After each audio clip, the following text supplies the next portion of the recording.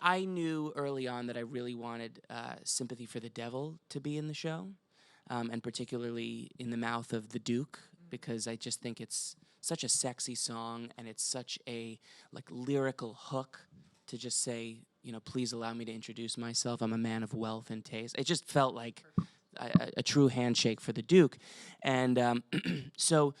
And also worth Yeah, noting, please. it was one of the Rolling Stones were one of the two things they couldn't clear for the original movie that they wanted to. Right. So not the specific song, but it was. So this was a sort of a. Baz like a really exciting wanted moment. to get the Rolling Stones into the Moulin Rouge score, and so.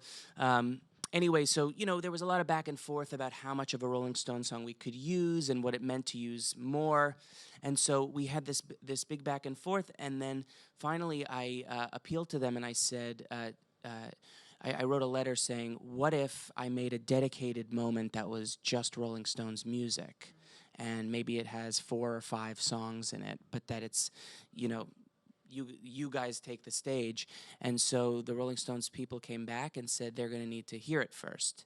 So it didn't exist at the time, but that's what they wanted. And I was in Germany at the time, and we were on break from developing the show, actually.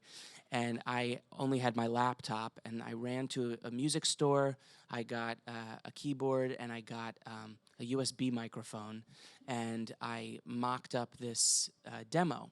And originally, I think it had maybe 6 songs, and Alex was amazing. He was in rehearsal for Beetlejuice, I think. You were developing Beetlejuice at the time, and we were going back and forth, and I would send it to him, and Matt Stein coincidentally also worked on Beetlejuice, so I was sending it back and forth, and then I would get notes, and we would talk. I'd have to go to a Wi-Fi cafe and all this stuff, and I ended up making a full demo of the draft we landed on, and the exact draft that's currently in the show.